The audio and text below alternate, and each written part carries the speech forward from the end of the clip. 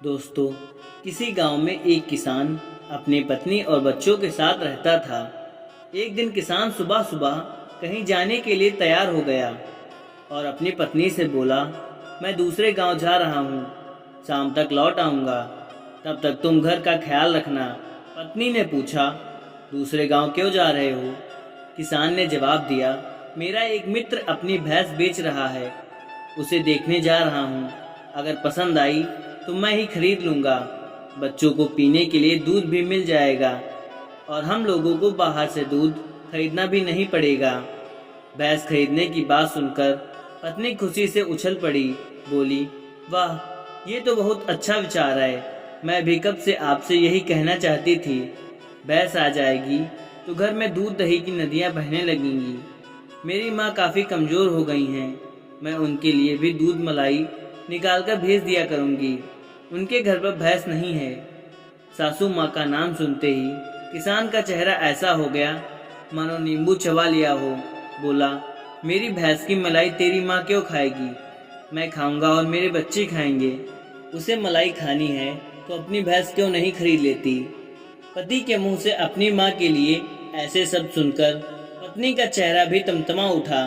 बोली, इस घर की हर चीज पर मेरा भी उतना ही अधिकार है जितना तुम्हारा है। अगर मैं अपनी भैंस की मलाई अपनी माँ को खिलाना चाहती हूँ तो तुम्हें क्या आपत्ति है?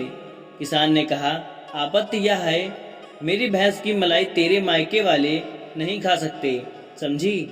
पत्नी ने जवाब दिया, खाएंगे और जरूर खाएंगे, देखती हूँ कौन रोकता है। किसान ने कहा, मैं रोकूंगा। एक तो तेरी जैसी भैंस को तेरी माँ ने मेरे गले मढ़ दिया, तूने तो कुछ दिया नहीं। कम से कम मेरी यह नई वाली भैंस तो दूध दही और घी देगी। पत्नी ने कहा, अच्छा मैं भैंस हूँ, अब तो तेरी माँ को मैं भैंस की दूध की मलाई और घी निकाल कर भेजूंगी।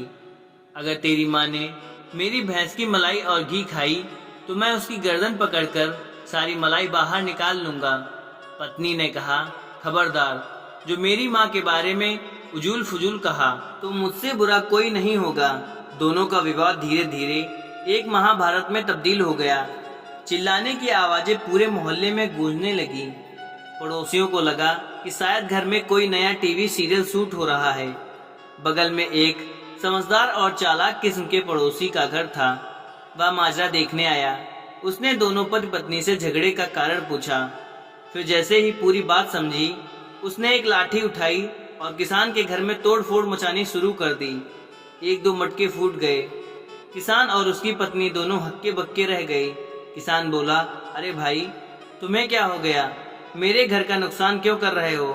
पड़ोसी बोला, तेरी भैंस ने मेरा बहुत नुकसान कर दिया, सारा खेत चर गई और फिर मटके तोड़ने लगा। किसान बोला, क्यों झूठ बोलते हो? मेरे घर पर तो भैंस है ही नहीं, फिर तुम्हारा खेत कैसे चर गई? पड़ोसी बोला, वैसे ही जैसे इसकी माँ तेरी भैंस की मलाई खा गई। और यह सुनते ही झगड़ा खत्म हो गया। तो मित्रों, कल्पना की उड़ान में अक्सर लोग हकीकत भूल जाते हैं और किसी का सिर फोड़ने को उतारू हो जाते हैं।